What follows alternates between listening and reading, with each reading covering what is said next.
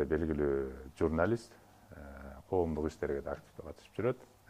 Жана оң жакта антрополог, бизде жаш илимпоз кыз Зарина Урманбет айым. Кош келиңиздер. Бар болуңуз. Бар болуңуздар. Эркин темада болот. Мен да өзүм бул жерде алып баруучу болгонум менен чынында мен өзүм дагы ушул эсимде деген проекттин азыр катышуучусу болуп атам. Ошон үчүн мен алып баруучу дагы катышуучу катары дагы мындай сөздү улантып кете берейин. Эмес уруксат берсеңиз сөздү Элмира айым сизден баштайлы. Бизде эки тилде сүйлөй беребиз. Бизде эки мамлекеттик тил бар. Ыңгайлуу тилде сүйлөшөлү.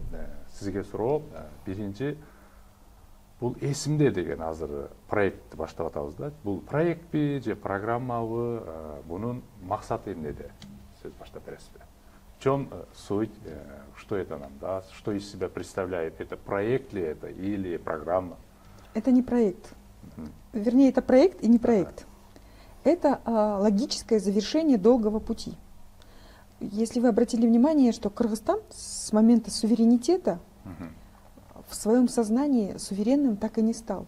И это видно по политике, по экономике, по дискурсу, который, как бы говорим. И мы с моими единомышленниками очень долго говорили, как так случилось, почему наша идентичность так и не стала суверенной. Как у человека, который не знает свою историю, как он формировался как зрелый человек, так и любой народ, который не знает свою историю, особенно как бы последнюю, он не может быть самостоятельным, самодостаточным, суверенным.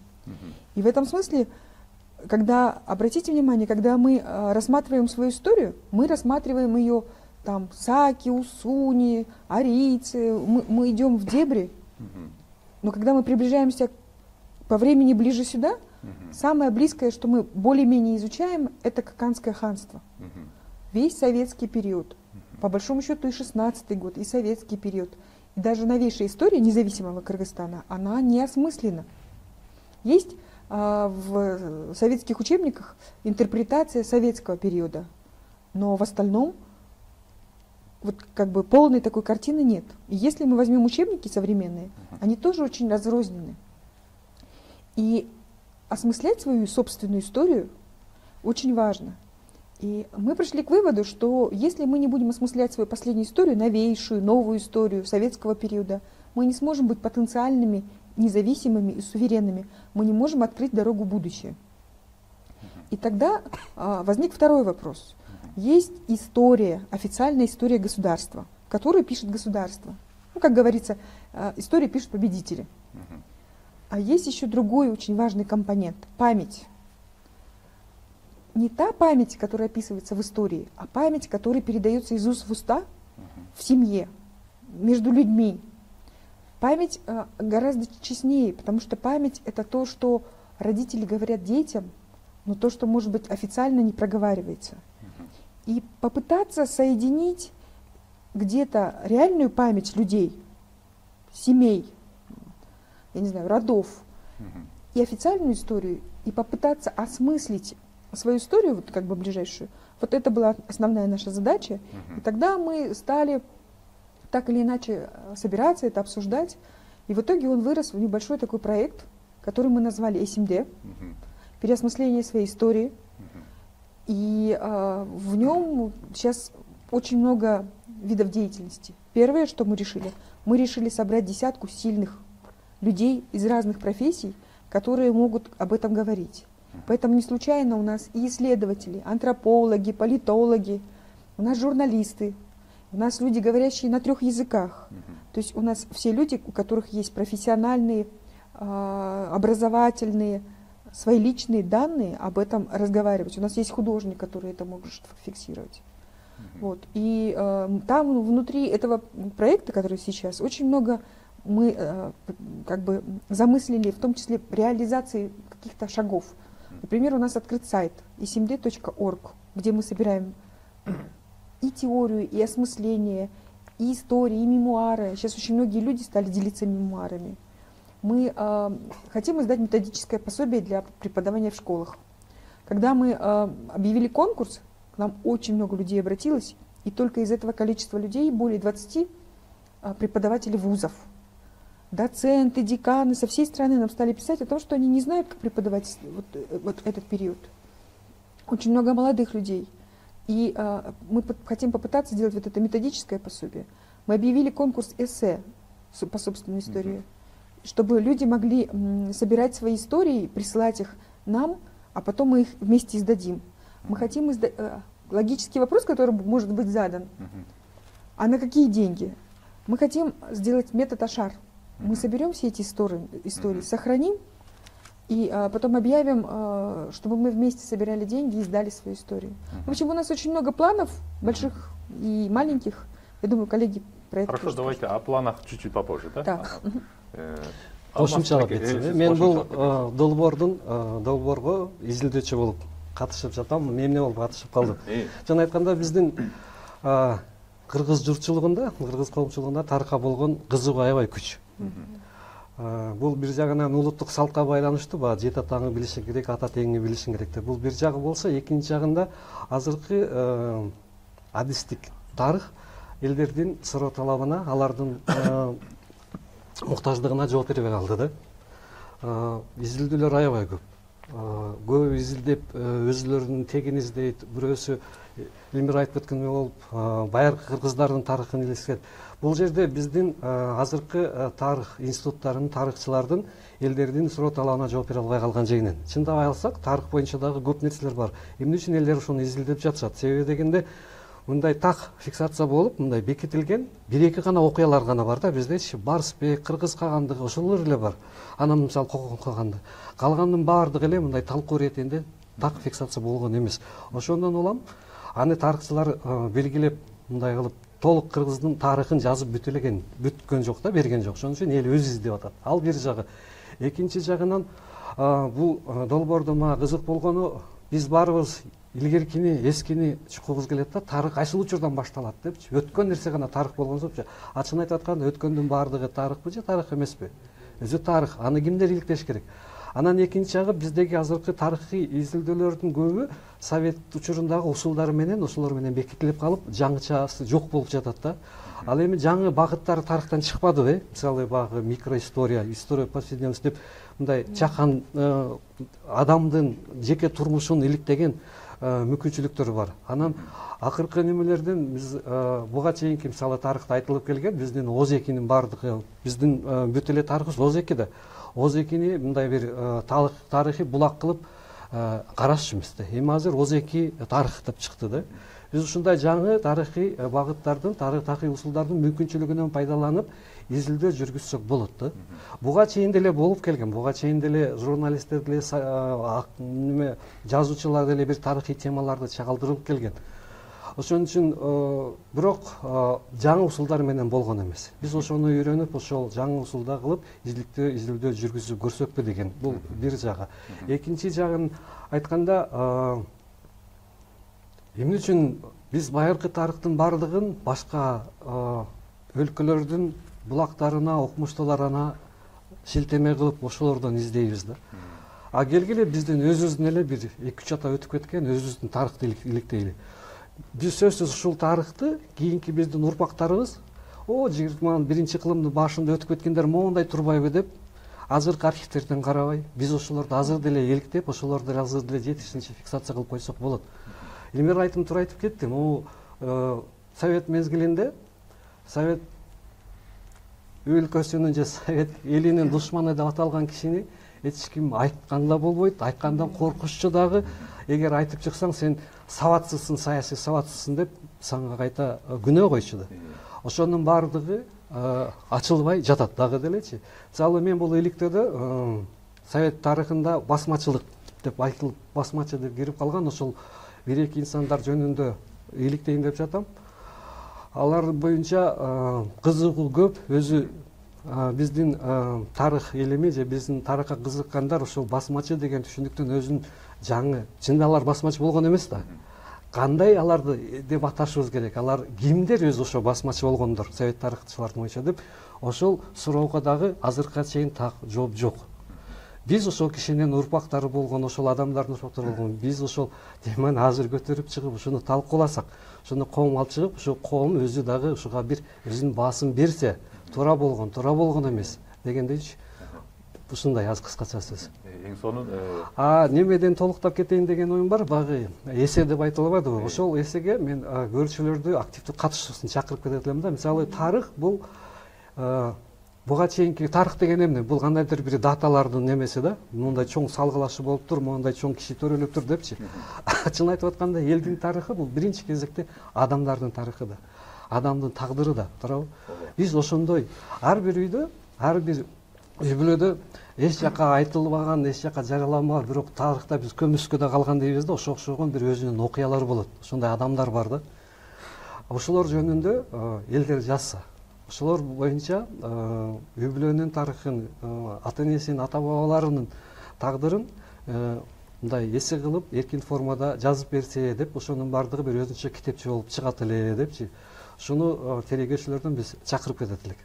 Эң сонун азыр сиз өзгөчө мындай тарыхка методологиялык жаңы ыкма жөнүндө сөз кылып кеттиңиз да. Чынында мен өзүм бэкграунд катары мен социалдык илимдерден келдим да, коомдук илимдерден келип, башында бир топ түшүнө албай аттым, анан кийин түшүндүм да. Негизинен бул жерде биз микро деңгээлде карап атабыз. Себеби тарыхый approach кыла турган болсок, биз бүткүл тарыхты макро деңгээлде карап, көбүнчө идеология менен байланыштырып жиберген учурларыбыз көп болуп калды. Ал жердин режими менен, саясий режимдер менен, экономика менен. Бирок биз бул жолу микро деңгээлге түшүп, мындай көбүнчө антропологиялык дагы подход кылып, мындай ар бир индивиддин өмүр баянын, жашоосун, же бир корбашылардын, балдарынын, урпактарынын жашоосун көрөбүз деп атабыз да. Ушул жаатта Зарина айым, сиз дагы мындай кандайча түшүндүрүп бересиз? Ушундай антропологияда ушундай ыкма колдонулабы? Албетте. Бунун мааниси эмнеде? Сиз аябай жакшы айттыңыз да. Мисалы үчүн ошо коомдук илимдердин деле арасында сиз ошо саясаттануучу катары сиздин колдонгон ыкмалар чындыгында макро деңгээлде болот да. Анан мисалы ошол антропология жеке бир кишинин жашоосун чагылдыруу мененби же изилдөө менен ошол эле бир өлкөнүн, бир коомдун тарыхын же болбосо ошол коом башынан өткөргөн окуяларды бир кишинин өмүр баяны аркылуу, бир кишинин өмүрүн изилдөө аркылуу кандай коомдо өзгөрүүлөр болгонун же болбосо кандай феномендер болуп өткөнүн чагылдырып бергенге мындай отчастного к общему деп коет го, ушундай индуктивдик метод менен иштейт да. Анан бул жерде мен айтат элем, дисциплиналар аралык же болбосо ошол эле коомдук илимдердин арасындагы ар кандай тармактардын биргелешип иштөөсү бул жерде колдонулат болуш керек да, ыкма катарычы. Анткени мына Элмира айым дагы, Алмаз агай дагы айтып кетти. Биздин команданын ичинде журналисттер, саясаттануучулар, антропологдор, тарыхчылар бар. Анан бул ар бир адис, ар бир изилдөөчү өзүнө ыкма тандап алып, анан өзүнүн изилдөөсүн элге жеткиргенге аракет кылат да. Элге жеткиргенде албетте биз аябай илимий терминология менен жеткирбешибиз керек, туурабы? Анткени бирден бир маселе, мен дагы ушул жерден кошумчалап кетким келет. Тарых дегенде официалдуу тарых катары кабыл алып эле, анан белгилүү эле тарыхчы мугалимдер гана сүйлөй тургандай болуп, же болбосо официалдуу китептерде жазылган тарыхты эле сүйлөй тургандай болуп окутулат эмеспи? Анан биз элге жеткирүү үчүн, мисалы үчүн ар кандай ыкмаларды колдонушубуз керек. Ушундай телекөрсөтүүлөр болсун, же публицистикалык метод менен болсун, же болбосо азыр дүйнө жүзүндө ошо 60-жылдардан кийин эң эле баягы популярдуу окуу гезиттер же болбосо Нью-Йоркер окшош басылмалар storytelling деген методдорду колдонушат да. Ошол мисалы мен билем бирден бир эң популярдуу материалдары Хирошимада болуп өткөн чоң баягы катастрофанын ар бир ошол Хирошимада жашаган жана ошол бомба эмеден аман калгандардын ошол күндө жашап өткөн окуясын чагылдыруу аркылуу чоң материал менен көргөзүп берген да. Ушундай ыкмаларды колдонуу бизге абдан жардам берет. Биринчиден элге жеткиликтүү болуш үчүн, экинчиден балким бул методду ыкмаларды колдонуп өздөрү дагы башка изилдөөчүлөр улантып кетет болуш керек да. Андан сырткары баягы ооз эки тарых деп айттык. Андан сырткары ошол озеги тарыхты анализдөөдө нарративдик дискурстук анализдерди колдонууну биз көздөп жатабыз. Себеби бул баягы анализдер азыркы дүйнөдөгү ошо коомдук илимдердеги эң активдүү колдонулуп келаткан ыкма экен. Толуктап кетсем. Баса бир суроо да азыр толуктап кошумчап кете турган кыстырма.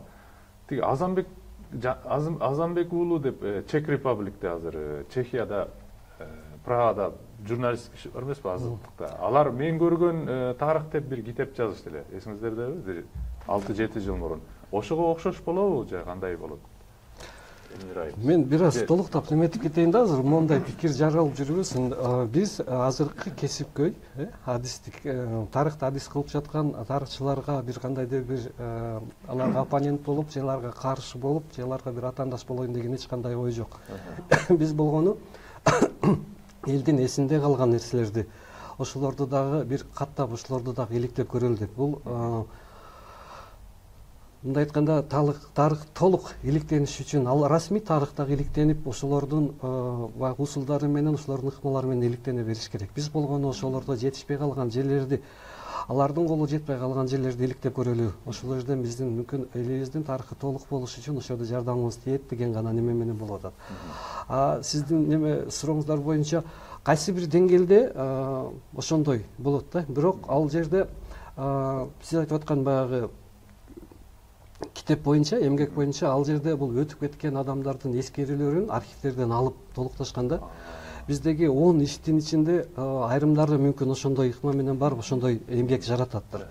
Ал эми берки сынак боюнча эселердин өтүп кеткен элдин эсинде калган, көмүскөдө калган тарых боюнча, окуялар боюнча жазылган сынак боюнча ал жерде ушул өзлөрүнүн туугандары, адамдар өзлөрү эстеп, ошо менин атам, менин энем ушинтип айтып кетти эле деп, ошолор жөнүндө жазышат экенбиз. Бул азыркы биздин замандаштарыбыздын өткөнкү учур боюнча ошол өзлөрүнүн теги боюнча жазган эскерүүлөрү болот. Могу жакынкы 1-2 атасы жөнүндө. Ошондо бир аз ал эмгектен айырмасы болуп калат го дейм. Эльмира, вам такой концептуальный вопрос. В рамках этой программы или этого проекта, да, будет ли попытка переосмысления истории или просто будет попытка осмысления истории? Я думаю, что вот если мы берем 1 век, 20 век, там столько всего есть. Конечно, мы хотим осмыслять историю. Но есть такие события, которые невозможно осмыслять однозначно. Поэтому мы будем разные подходы, разные инструменты. И, например, Вторая мировая война, она по-разному везде интерпретируется. Есть разные тенденции.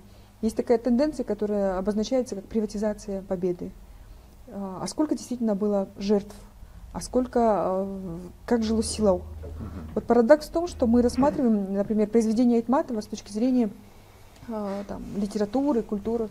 Но это же разговор еще, как выживало село, Толгунай село, да? И поэтому я думаю, что, конечно, мы хотели бы осмыслять, но какие методы появятся, мы только немножко с краю начали это делать, а там столько всего.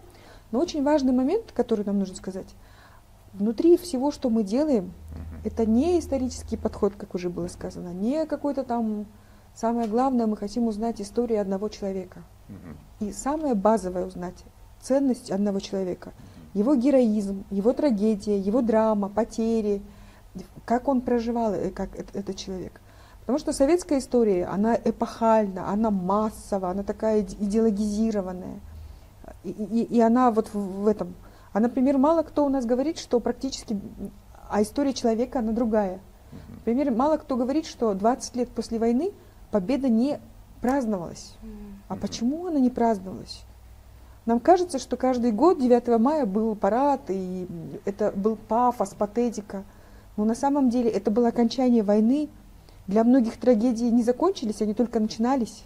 И вот история одного человека, и у нас в истории Кыргызстана не так много об этом говорится. Может быть, Айтматов, может быть, там еще несколько авторов. Но в большей степени история была подменена на такой пафос и патетику, на какие-то достижения, героику и прочее, прочее. Ну а как же? Улан тілі жетпей ошол. Это и продолжается. Да. Я почему этот вопрос задаю? Потому что, мне кажется, вот есть спорные моменты, да, мы, по-моему, я сейчас не очень знаком, но многие сейчас продолжают использовать термин басмачи, да. А вот этимологически, вот басмачи семантически означает захватчик, да. Вот, скажем, Жанбек Казы, он родом из Узгена. Если он из Узгена, почему он захватчик? Он захватывает Узген? Какой смысл захватывать Узген, если он из Узгена? Или Каракольский, почему он захватывает город Каракол, если он оттуда родом? Его вина только в том, что он был богатым? Только потому, что он имел огромное имущество? Поэтому я задаю вопрос. Будем ли мы использовать слово по инерции Советского Союза захватчики, басмачи, или мы будем использовать другие термины? Одна из наших важных задач, вот оказалось, что у нас нет языка памяти. Мы между собой, вот даже мы внутри своей команды, нам очень сложно говорить, у нас нет языка памяти. Одна из наших главных задач еще сформировать этот язык. Сам язык памяти, на кыргызском, на русском, неважно, но чтобы мы могли об этом говорить. И тогда, конечно, там идет и переосмысление терминов. Я скажу так, буквально 2-3 года тому назад я открываю одну нашу государственную газету, которая выпускается на бюджет государства. И там на 2 разворотах страшная статья про кровавые расправы басмачей. Душманов, да. Это мы уже говорим про эпоху независимости. Вот эта статья меня тоже подтолкнула к тому, чтобы поговорить, а как так? Там на самом говорится о человеке, который пытается сохранить свой род. Он вообще собирает свой род, уводит их в горы и отбивается, да, там, и при этом он обозначен в истории как басмач. У нас очень много такой терминологии, связанной не только, например, с историей кыргызами, да? У нас же очень много было сюда депортировано народов. Мы делали историю одного села, вот Васильевка. Я разговаривала с 90-летним дедушкой, он там всю жизнь прожил, и он мне прям вот как слоями говорит, вот тогда приехали кавказцы, вот тогда они уехали, вот тогда турки, потом... И это село, это такой многослойный депортированных. У нас есть депортированные народы, про которых мы почти ничего не знаем. У нас здесь жили военнопленные, японцы, например, да, они строили наш оперный театр. На самом деле нам надо понимать, что история памяти, она очень разная, она говорит обо всех народах, она говорит о регионах. Почему-то считается, что ферганская часть Кыргызстана, она такая вся в басмачах, в каких-то непонятных, она на самом деле очень мутная и непонятная. Или вот то, о чем вы говорите. Почему называли, что он захватчик? Потому что считалось, что мы кочевой народ, такой отсталый, переезжали, и частой собственности на землю не было. Хотя другие источники говорят, вот это пастбище было Бакая, да, пастбище Бакая, например. Но если у тебя не было своей частной собственности на землю, а ты туда пытался ее огородить, сохранить, значит, ты кто? Ты захватчик. И вот таких подмен тоже очень много, и мы тоже наблюдаем.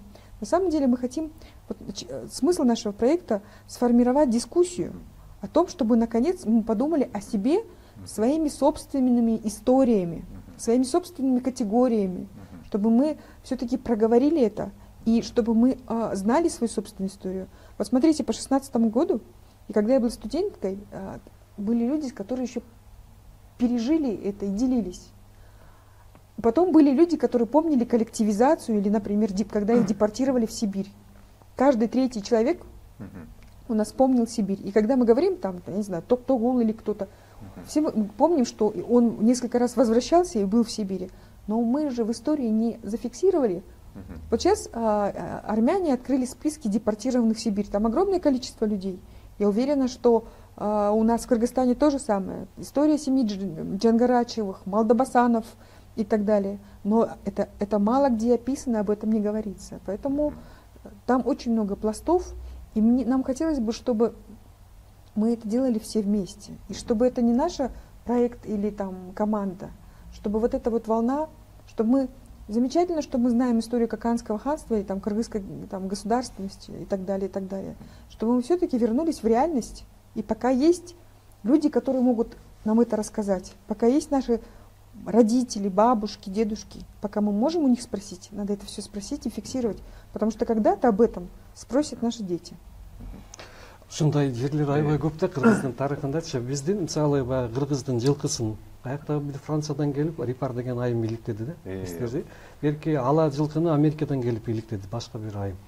Биз ошо окшогон нерселерди аябай көбүн өткөрүпчү да. Чын айтканда кыргыз жылкысы качан жок болгон, ошол баягы бою жапыс түктүү болуп неметилген. Маленков беле Советтер учурунда трактор чыкканда айткан, болду эми жылкынын кереги жок, төө жылкынын деп туруп баардыгын эт комбинатка тартып тапшырган. Анан о бийик тоодогулар гана калып калган. Ошол деле тарыхта, ошол кыргыздын 1000 жылдап жашап келген жылкысы качан тукум курут болуп жок болуп кетти эле. Азыркы биз минген аттардын баары бул баягы новокыргызский порода. Бул Паргана өрөөнүнөн келген баягы килейген чоң жылкылар эмеспи дейм. Бул атайлап чыгарылган да. Азыркы жылкы бул аргындатылып чыгарылган новокыргызский порода деп аталып калды. Ал эми баягы түпкү биздин ошол эле мактанып жүргөн ата бабаларыбыз минген жылкыны биз Одо жылкылар биздин учурда ошол 20-кылымда жок болду го. Ошол деле иликтенген жок. Эмне болду? Ошодан эмнеси калды деп. Эми азыр калыбына келтирүү аракети болуп жатат да. Ошондой нерселер аябай көп. Биздин жакынкы эле тарыхыбыздан эле биз өзүбүз ким экенибизди кайта калыптап, кайта калыбына келтирсек болот. Өзү коомдо мындай аракеттер күч. Мисалы ошол эле тайгандар жоголуп кетти эле. Аны деле азыр кайта көбөйтүп кыргыздын тайган экенин далилдеп немете баштады да. Ошого окшогон нерсе эми тарыхта дагы болуш керек да. Эң башкысы бул память деп айтылып атпайбы Элмира айым? Бул аң сезимде, биздин эсибиздеги болгон нерседе ошол жерде өзгөрүү болуш керек болот. Ошол биз мурдагы совет учурунда калып калган бир калыптанып калган бир шаблондун эмесинен чыгышыбыз керек болуп атат. Азыр биз эки ооз отуруп алып бир теманы сүйлөшүш үчүн басмачы деп айтсак, ал туура эмес болуп калып атат, эмне дегенде чын эле мен ата бабамбыз, кантип биз айтып атпайбыз, мен өзүм өз күнгө келип туруп, мен өзүм басып ала берем деп.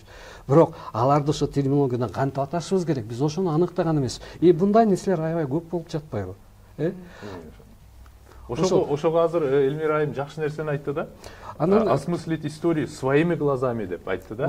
Биз башкаларды СССРдин көзү менен эмес, өзүбүздүн. Ошол маанилүү деп айтты. Ошол бул биз улут болуп калыптанышыбызга азыркы учурдун кандай бир чакырыктар деп калды, кандайдыр бир көйгөйлөрүнө туруштук бериш үчүн биз өзүбүздүн ким деген нерсеге суроонун жоопторунун бири болчу менин оюмча.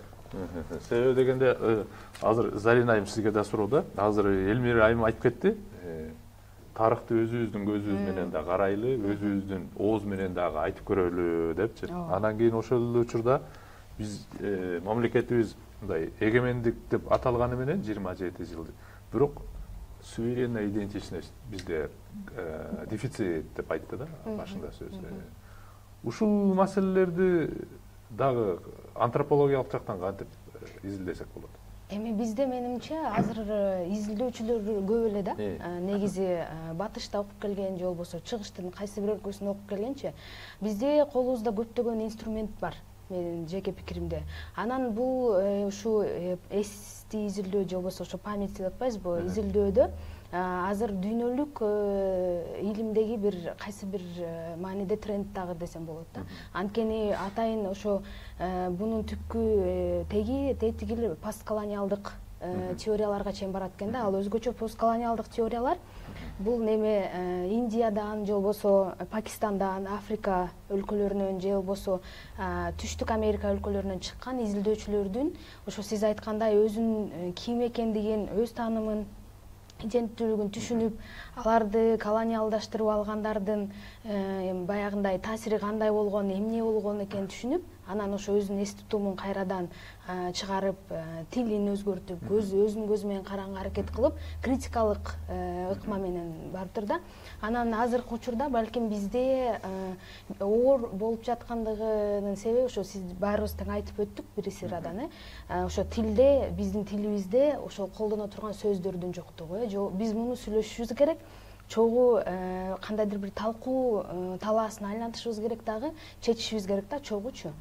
Мисалы кыргыз тилчилер менен, тарыхчылар менен, ошол саясаттануучулар менен кайсы бир деңгээлде мурдагы колдонуп келаткан тилди биз өзгөртүп, анан дискурстук деңгээлге жеткиргенде жана популяризация кылганда өзгөчө медиа инструменттер аркылуу ошондо гана биз менимче кайсы бир деңгээлде жыйынтыкка келебиз. Мына Элмира эже айтып кетпедиби, керек болсо жакы 1-2 жыл мурун чоң республикалык деңгээлдеги бир гезит, бул бир ММК каражаты баардык аймактарга жетет. Ошол жерде деле дагы эле ошол басмачы деген сөздөр же ушундай терминологиялар активдүү колдонулуп келатат депчи. Бизге азыркы учурда биздин коом баардык көп нерсеге ачык болгондуктан менимче биздин колубузда көптөгөн инструменттер бар. Бирок ошону колдонуу жана ошону эле междисциплинардык деп айтып кеттик. Ошондой ыкманы колдонуу бул бирден бир үлгү болуп бере турган менимче талкуу аянтчасы болуш керек да. Ошол аркылуу гана жетет. Ал эми иденттүүлүк маселесине келгенде менимче бул аябай татаал суроо, өзгөчө ушу мейли постсоциалисттик дейбизби, постмодерн дейбизби, азыркы ушул эрада суверендүү айдентити жок болуп атат дегенге макулсузбу?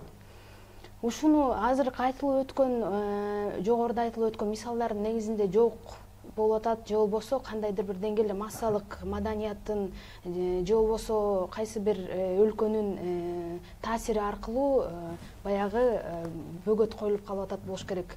Толугу менен суверендүү ой жүгүртүүгө жете элекпиз го. Эльмира, вам вопрос.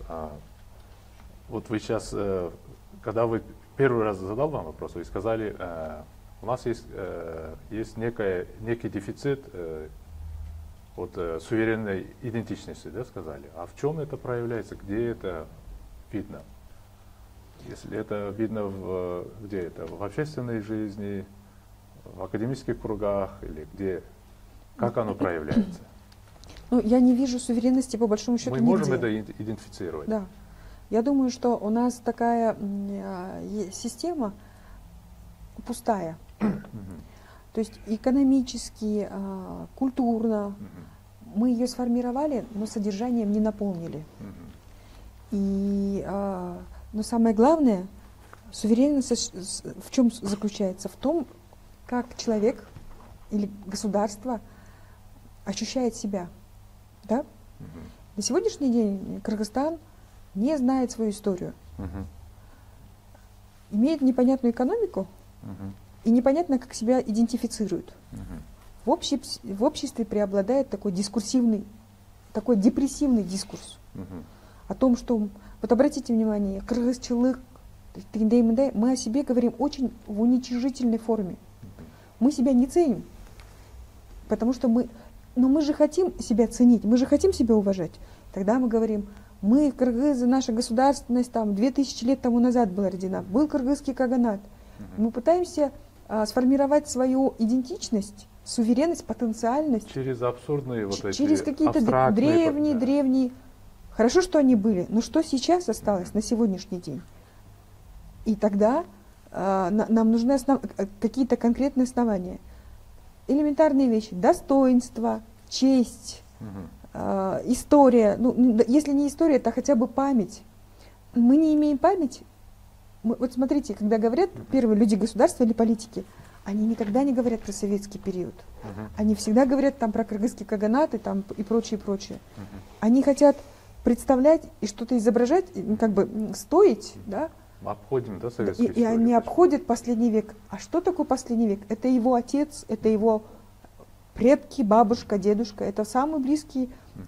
Вы думаете, они в семье об этом не говорят? Они об этом говорят. И это как с отдельным человеком, так и с нашим государством.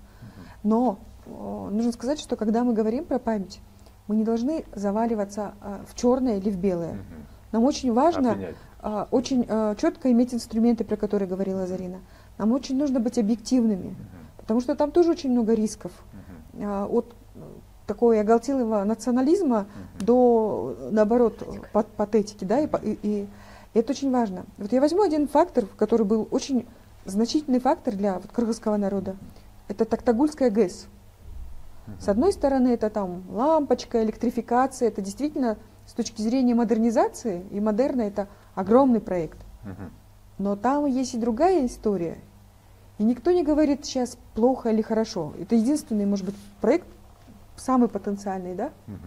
Но давайте посмотрим всю его историю. Сохранились фильмы, сохранились... Там же есть как и подвиги, так и драма. Или, например, а сколько у нас новых городов в советское время было создано? А сколько людей со всего Советского Союза вернулось к нам, приехало, всех национальностей, сословий, профессий. и что с ними стало потом, да, ну, достаточно там в Сулюкту поехать или в Аксуйку. И историю этих городов тоже нужно рассказывать. И не только с точки зрения депрессивного, вот он, погибшие города и прочее, прочее. Там же были люди, они проживали, они были счастливы. То есть надо комплексно.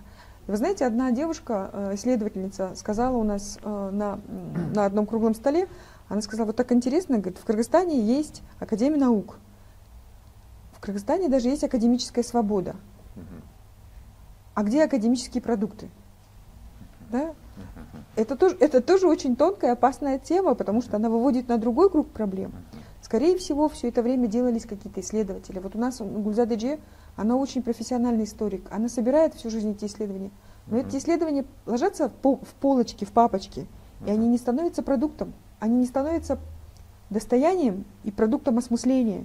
Мы про это ничего не знаем. И, может быть, эти исследования тоже пора доставать. И потом, знаете, еще третий момент. У нас же много всяких сейчас исследователей, в том числе историков, каких-то народных историков, и они создают, в том числе, как интересные действительно исследования, так какие-то эпические, мифические картины. Может быть, нам пора попытаться разобраться, где правда, а где мифы, в конце концов. Алмаз аба, эми сизге суроо да. Азыр жакшы нерсени айтып кетти Эльмира айымчы. Биз ак жана кара деген баягындай эки эле өлчөмдүү парадигма менен карабайлы деп атабыз да. Себеби антсак биз толук эле бир жакка түшүп кетишибиз мүмкүн деп. Бирок ошол учурда Зарина айымда айтып кетти, азыр постколониалдык деген сөз айтылып кетти да. Ошондо биз кандай болобуз? Биз Кыргыз Республикасынын СССР учурундагы тарыхы, ошол учурларды биз колония доору деп карасак болобу же кандай? Ушул жагына да кантип ойлоп атасыз?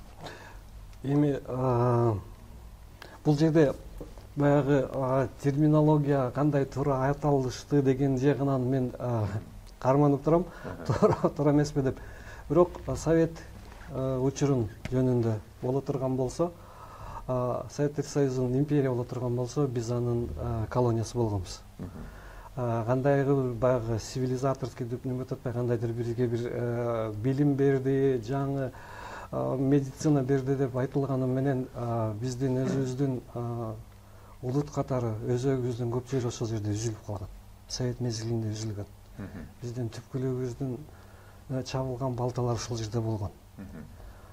Ошон үчүн менин жеке пикиримде бул эми коомдук талкууда калган, азыркыга чейин талашып келаткан нерсе, мен буга бекем турам, биз ошол учурда колония болгонбуз. Ошон үчүн азыркы учурубузду колониядан кийинки постколониалдык мезгил деп айтсак туура эле болот го. Я просто хочу сказать, что, знаете, на самом деле колония или не колония, эта дискуссия идет у исследователей Центральной Азии и Кыргызстана. Исследователи последние 10 лет пытаются понять, что происходит в Кыргызстане. И эти исследователи отличные, профессиональные, они приезжают из-за океанов, из других континентов, стран и пытаются понять.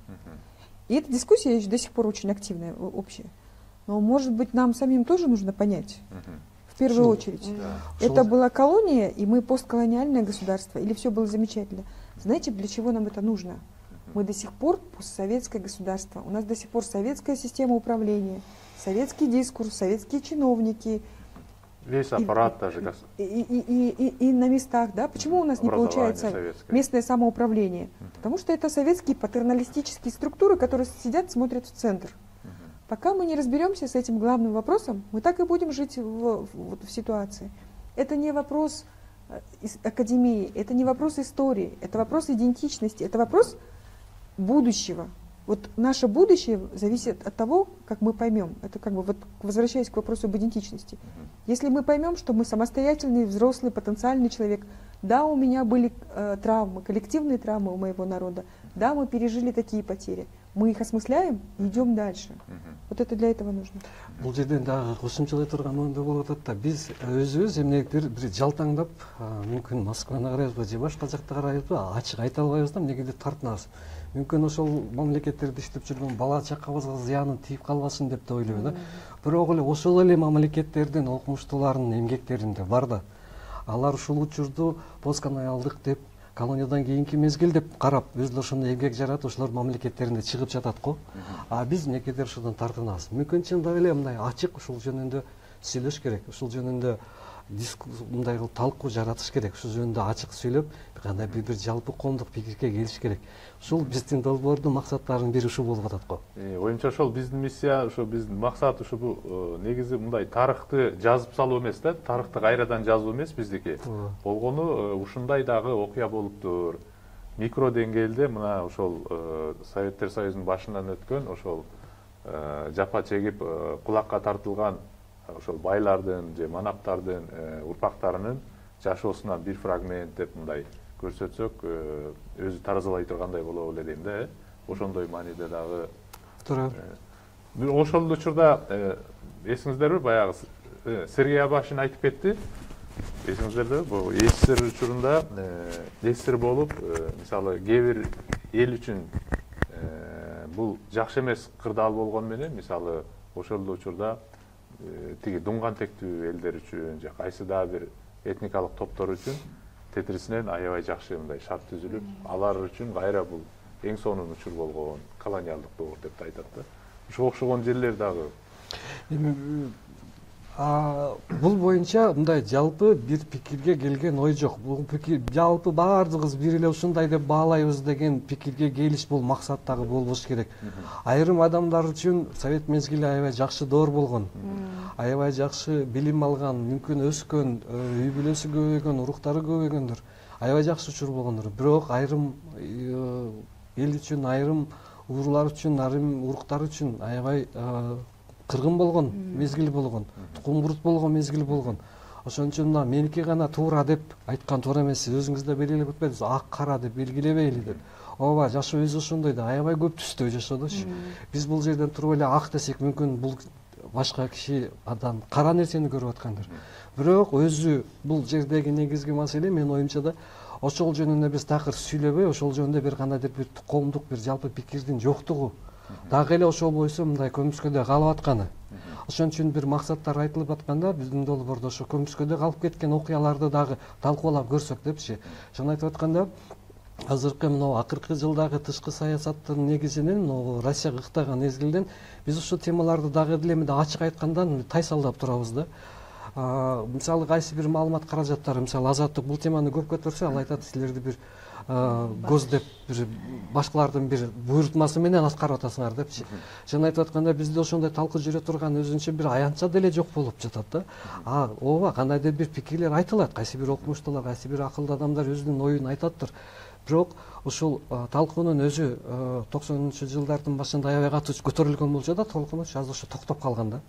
Менимче ушуну дагы кайта жандандырып, ушул боюнча биз кандайдыр бир чекитке, бир пикирге, бүтүмгө келбесек дагы бул боюнча биз өзүбүз айтып атканда кайра ойлонуп, ушундай болгон турбайбы деп башка жактарынан, белгисиз жактарынан да карап көрүп ошолор менен толукталыш керек. Бул эми биз колдонуп аткан терминологиядан дагы келип чыгат го дейм. Мисалы постколониалдык ушундай позицияда болгонубуз менен балким биздин аң сезимибиз дагы эле колониалдык болушу мүмкүн да. Эгер биз ошо сиз айтып жаткандай дагы эле тайсалдап же болбосо жогоруда айтылып кетти мисал катары 16-жылдагы үркүн же болбосо ошол убактардагы репрессиялар тууралуу жаңы муунда же болбосо биздин арабызда көп мындай эскерилбегени же болбосо биздин ошо эсибизде болбогону, көбүнчө ошо советтик империянын дейбизби, советтик союздун баягы күчтүүлүгү, улуулугу гана басымдуулук кылыпчы маалыматтарда. Ошондой бойдон калып калгандыгынан дагы балким биз өзүбүз эркин ой жүгүртө албай жаткандырбыз. Эркин изилдөөлөрүбүздүн суроолорун так жана эркин кое албай жаткандырбыз. Элмира айым жогоруда айтып кетпедиби, көптөгөн илимий изилдөө эмгектер жазылып, анан Илимдер академиясында болобу, кайсы бир институттардын архивтеринде болобу, баардыр сакталып аткандыр. Бирок биз эркин илимий чөйрөдө дагы эркин болгонубуз менен эмнегедир аны жайылтып, жеткиликтүү деңгээлге алып чыга албай жатканыбыз балким биздин дагы деле кайсы бир деңгээлде көз карандылуулук жана колониалдык көз караш менен ой жүгүртүп жатканыбыз балким ошондой болуп аткандыр деген ой келип жаралды да. Анан эми чындыгында бул Алмаз ага айтып кеткендей чоң талаш маселе болушу мүмкүн. Анан эмне үчүн биз жалаң эле ушул долбоордун алкагында жалаң эле ошол кара же акты айтпастан ошол балким чындыгында мен өзүм жеке айтып кетсем эмне үчүн ушундай аракет кылып атканымдын себеби ошол Советтер Союзунун күндөлүк турмушун, күндөлүк жашоосунда чагылдырган кайсы бир элементтерди алып чыгып, анан жана айтып кеткендей колубузда болгон инструменттер аркылуу дагы көргөзсөк, балким чындыгында ал плюралисттик бир немелер жаралмак да, окуялар жакшысы, жаманы, advantage, disadvantage. Бул жерде бир момент бар экен да. Негизи азыр могу карап көрсөк, Facebooktарда мындай топтор бар да, тиги ностальгия деген топтор бар, анан кийин Булак деген топ бар экен. Дискотека 80-х дейт, 90-х деп мындайларды көрүп, анан кийин бир культ сыяктуу болуп, ошол клубтарга топтолушуп, анан баардыгы ошол учурда эсир учурунда ушундай сонун болду эле деп Буратинаны же тиги Балмуздакты эстешет да. Анан бирок бул жерде бир көбү илимий жактан кээ биркилер муну мындайча түшүндүрүп жүрөт да. Силер чынында эсирди сагынбай эле бала чагыңарды сагынып атасыңар. Жаштыгыңарды. Жаштыгыңарды сагынып атасыңар дейт. Эгер ошол учурда силер халифатта жашаган болсоңор деле, анда ошону деле сагынмаксыңар дейт.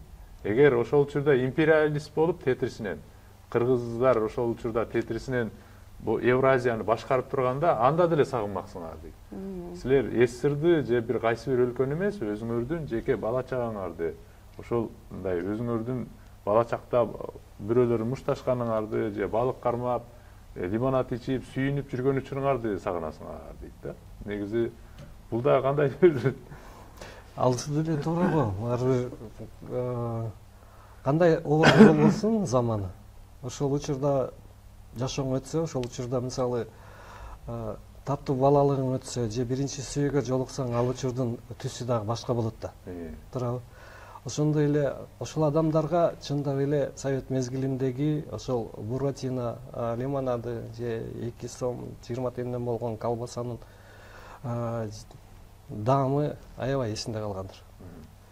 Мүмкүн чын эле ал жашоосунда ошол учур эң таттуу, эң мындай ак боекторго боелгон учурдур. Бирок ал ошол кишилер үчүн, бунун үчүн аларды бир кандай бир сынга алып деле кереги жок го. Бул ошол кишинин жашоосу. Биз жалпы бир ой жүгүртүүнүн азыркы коомдогу болуп аткан бир ой жүгүртүүдөгү өзгөрүүлөр жөнүндө кеп болуп атат. Ошол учурунда бааланбай калган нерселер, учурунда ачылбай калган нерселер жөнүндө болуп атат. Бирөөсүн тыюу салып, бунусу гана болсун дегенден биз алыспыз. Биз ак кара менен карабайлы деп атпайбызбы? Ошол кандан ошонун боюнча. Бул жерде толукта кетирген нерсе моундай да, бул сын дагы эмес. Өзү биздин мамлекетте ошол биз память айтып атпайбы, эстөөгө, эсимде деп болуп аткан. Ошол боюнча дагы өзүнчө саясаттын жоктугунан да. Бизде жалпы ар бир өлкө өзүнүн ошол өзүнүн бир эскерүүсүн боюнча дагы саясат жүргүзөт. Бул кайсы бир жерде идеологиянын бир бөлүгү катары. Биз ал боюнча дагы эч кандай бир саясат жок да, мамлекеттик бир деңгээлде кандай бир багыт көрсөтүүчү нерсе жок. Азыр эле мына музей бүтүп атат. Биздегичи мурда Ленин музейи болгон, азыр эми Кыргыз тарых музейи болуп атат. Ошонун ичинде өзгөрүүлөр дагы бир эми ачылсын көрөлү. Бул өзү ошо Ленин музейи, тарых музейи болуп, анан тарых музейи болуп, Ленин музейинин учурундагы декорациялар менен туруп өзү жаңы ачылып атканы, баардыгы ичинин өзгөрүлүп жатканы, бул дагы болгон кайсы бир коомдогу бир жылыш болот го деген биз ойдобуз. Ошол музейдин ичинин кандай болуп ал жасалгыланат, кандай экспонаттар коюлат, анан кандай кылып ичиндегилерди биздин кечеги эле тарыхыбызды кантип айтып берет. Бул дагы болгон совет мезгилинде учурунда болгон биздин бир кандай бир мамлекеттик баа болот да. Ушундай нерселер өзгөрүш керек дагы. Бул гана музей эмес, өзү жалпы өлкөдөгү 200дөн ашык музей барбы, ошолордун баардыгында дагы өзгөрүүлөр болуш керек да. Эмне дегенде ал жердеги деле гидтер деле эмне деп айтып береринен чайналып турат да. Эмне дегенде декорациялардын баардыгы совет мезгилинен калган, жаңы өзгөрүүлөр болгон эмес, каражаттар бөлүнгөн эмес да. Ошол дагы музейлер дагы ошо баягы биздин эстөө бир аянтчабыз да. Ошол жерге барып, биздин тарых ушундай болгонго деп биле турган жайлар да. Ошол жерлерде дагы өзгөрүүлөр керек да. Азыр эмесе бизде убакыт бир аз калды. азыр башында айтып кеттик биз конкурс эссе депчи. Ушунун детальдарын жөнүндө тааныштырып кетпейсизби? Кимдер катыша алат, качанга чейин тапшырыш керек, анан кандай өңүттө жазыш керек? Негизи биз менин билишимче жаш курагынан мындай чектөө коюлган жок. Мектеп окуучулары, студенттерби, каалаган киши катыша алат.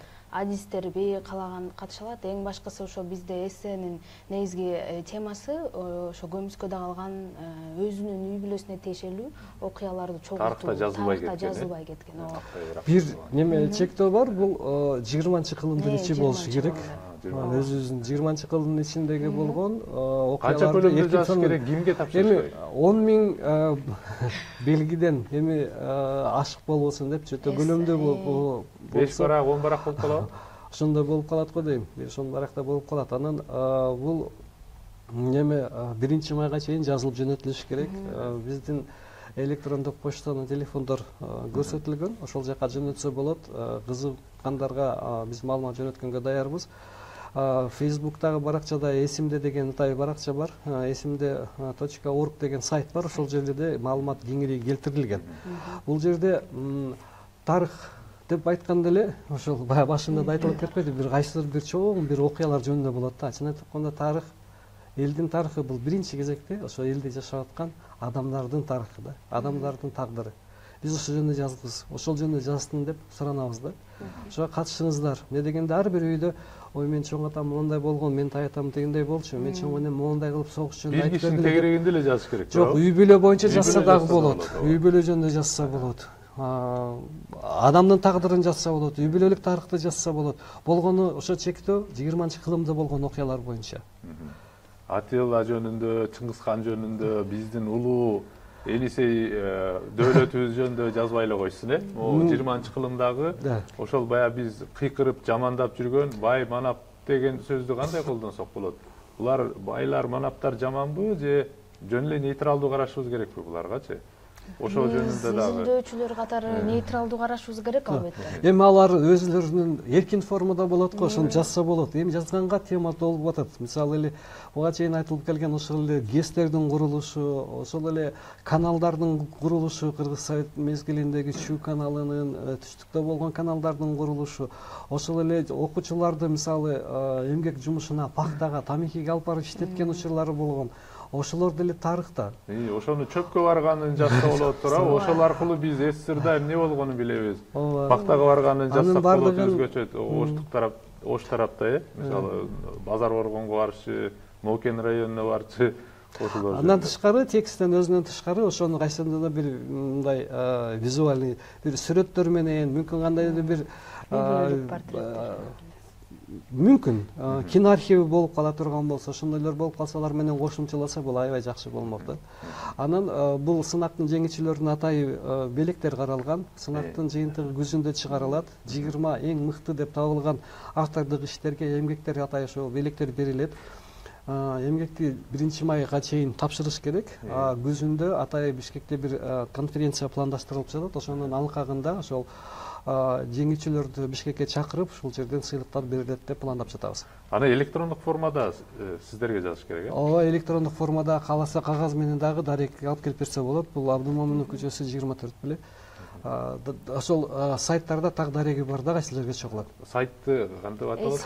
Эсимде чекит.org. Жана бул эме социалдык тармактарда, Facebook'та эсимде деген топ бар. Тапса болот, ошол жерден мессенджерге жазып, өзүнүн жазган эссесин жөнөтүп, катышса болот экен да. Анан кийин 1-майга чейин жазып бүтсө, кийин күздө жыйынтыгы чыгып, алар тарыхка дагы салымын кошо алышат, сыйлыктарды да алышат туурабы? Бул жерде так даректер айтылып алган себеби бул ишти алып бара турган башка адамдар да. Биз дагы бул долбоордун изилдөөчү болуп катчыларбыз. Ошон үчүн айрым тактоолорду эгер кызыгуу боло турган болсо, менин деле телефонумда, менин деле Facebook баракчама чыгып, же сетектикине же чыгса, биз таап ошолорду байланыштырып беребиз. Эмесе урматтуу коноктор, бүгүн алтындай убактыңыздарды таап атайын келип, мындай негизи азыр ушул башталып жаткан эсимде деген проект эмес деп айтып атпайбызбы? Эмне деп аталса макул эми, бирок эсимде деген бул мындай инициативалык бир топ да чынында. Бул топ чынында 20-кылымда болгон кыргыз тарыхы. Бул ошол падыша Орусия жана Советтер Союзундагы биздин кошолчу үй бүлөлөрдүн тагдыры, жеке ошо кишилердин, инсандардын жашоосунда эмне болгон ошолорду эстөө. Ал гана эмес, Советтер Союзу урагандан кийинки учурда да жасалып ошол болот. учурда жасалып болот. 90-2000 жылдарда жасалып болот. Тилекке каршы Элмира айым бүгүн убактысы аз болуп, азыр эртерээк кеткенге туура келди. Эмесе урматтуу көрүүчүлөр, эмесе бүгүнкү биздин улус төр жана турмуш көрсөтүүбүздүн кезектеги чыгарылышы соңуна келип чыкты. Бүгүнкү биздин тема тарыхка кылчайып кайра карап чыгуу же болбосо ошол учурда тарыхты дагы кайра өзүбүздүн көз менен, өзүбүздүн ооз менен түшүнгөнгө аракет деген тема болду. Ал үчүн бизге бүгүн Азия Полис аналитикалык борборунун жетекчиси Элмира Ногойбай болду.